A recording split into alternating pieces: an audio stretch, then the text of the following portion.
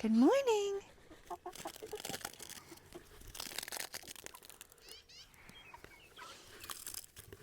Good morning. I hope it's okay that the chickens are in the background.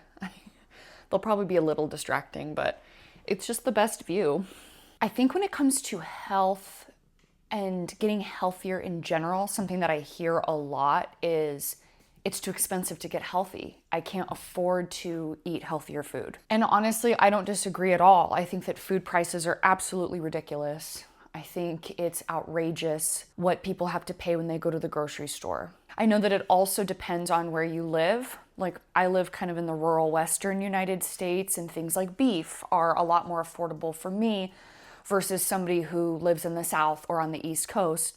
Beef is going to be a lot more expensive. So while I can validate that food prices are outrageously high, that poverty is real, and that affordability is at a rapid decline, I would say, I also think there's a way to reframe the conversation, and I think there's a little bit of a mindset shift that needs to happen in order for us to be able to take care of our bodies and our minds. I think when it comes down to it, for me, the issue is not how much I'm spending. I mean, it is, but it's mostly what am I spending that money on? Whether it's $50 or $300, going to the grocery store and having a mindset of, I want my dollar to go the furthest it possibly can. So I want to make sure I'm spending my money on the most nutrient-dense foods possible. And that brings us into my part one, the shift in thinking. One of the biggest mindset shifts I've ever had was this. I stopped asking what sounds good, what tastes delicious, what's yummy, what's bright, what's colorful, what's catching my eye, what's really advertising. And I started asking myself, what is this product? What is in this product? Where does it come from? What is it providing me? I literally started looking at my grocery cart through a lens of nourishment instead of like capitalist, consumerist entertainment, if that makes sense. And I'm not trying to say that food can't be enjoyable or that food shouldn't be enjoyable. And I also don't think that every meal needs to be perfect or every food item needs to be perfect. I just think that since my grocery bill is so finite, like since the amount of money I have to spend is so finite, I need to stretch it as far as possible. And I want to get as much nutrient content as I possibly can from the food that I'm eating, especially during such vulnerable times like fertility and pregnancy. The next part I want to talk about is the concept of real cost. I think the thing that makes healthy eating become impossibly expensive is that we're trying to keep our old way of eating while adding more stuff to it.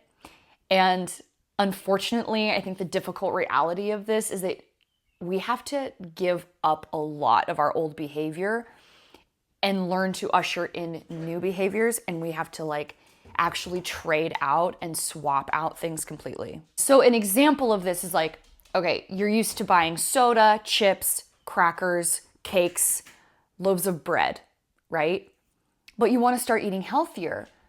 So you continue to buy those same items, but then you're adding, say, like, for example, maybe you're doubling up on your eggs, or you're doubling up on the amount of ground beef you're buying also, and you're doubling up on your vegetables. I mean, that's gonna really, really add up. So adding all these healthy items, which is such a great thing, onto the foods that you're still buying anyways, it just adds more of a financial burden. And I think it's more than what is necessary. I'm sure some people can afford to do that, but like I personally can't. And it's not to say we shouldn't be able to do those things. Like, we live in America. We live in what we've always known to be an abundant country, and now we're having to really evaluate our values, and we're having to really evaluate where it is our money's going, and that's kind of overwhelming, and sometimes it's kind of sad. Like, I think we're all in a collective grief over that, and I just want to acknowledge it. But I just am trying to bring the point home that if y'all are similar to me, like, we can't buy it all, we can't have it all, unfortunately. So for me, what it really came down to was I was really looking at the foods in front of me, and I was realizing half of them are a marketing scheme. Half of them aren't even real food. They're just like a made up food product built in a lab.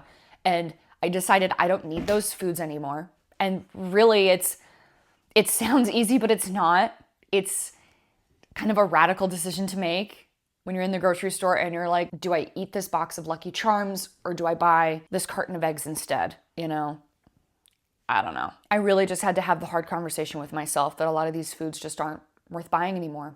And I have to replace them with foods that are more boring and less fun, I guess. So I guess with that mindset shift, I kind of had to develop my own personal philosophy around it. And one phrase I had to keep coming to over and over within myself was, I would walk into the grocery store and I would just like have a moment. I would take a deep breath and I'd be like, I'm only here to buy food that is nutritionally supportive. And then I get started. And again, this isn't perfection. When I have like an extra $20 to spend, like I'm gonna go to Five Guys and get a burger, fries, and a soda, but that's like a rare treat. Sometimes we're in abundance and other times we're really, really having to crack down and go without a lot of things. And I think that's just, a common reality for people now. It doesn't mean that you can never celebrate a birthday or you can never have dessert ever again.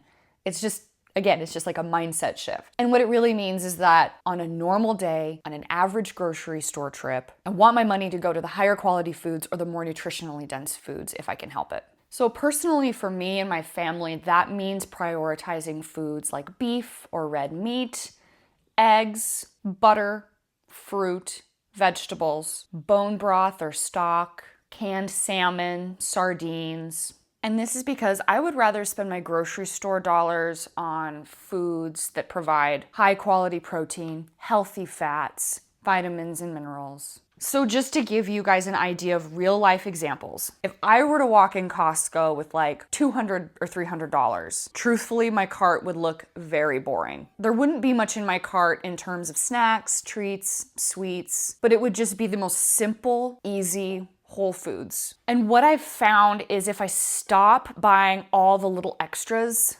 suddenly the nutrient-dense foods become a lot more affordable because those are the only foods I'm buying. And not only that, the more nutrient-dense foods you eat, the more your taste buds and the more your body actually craves those foods, and they start to become more flavorful and enjoyable over time. So I want to close this by saying that I realize not everybody is the same. I realize that to some people, I'm probably considered really poor, and to other people, I'm probably considered very, very rich. And so it's really hard to make a video like this because I know I can't possibly include every single person's lifestyle and I can't consider every single person's situation. I'm also not saying that every single person has access to the same foods that I do or to the same grocery stores that I do. I'll be honest, a lot of my food comes from local farmers like right down the road from me, but I also still very heavily rely on going to town and getting my foods from a grocery store. I'm also not saying everyone's grocery cart needs to look exactly like mine. I'm just reflecting what worked for me and what helped to change my mindset in order to sort of make my money go a little further. Anyways, this overall philosophy completely changed the way I buy groceries. And if you're trying to improve your health or prepare for pregnancy, support your family, or simply make the most out of the money that you have, it might change yours too. Thank you so much and have a wonderful rest of your week.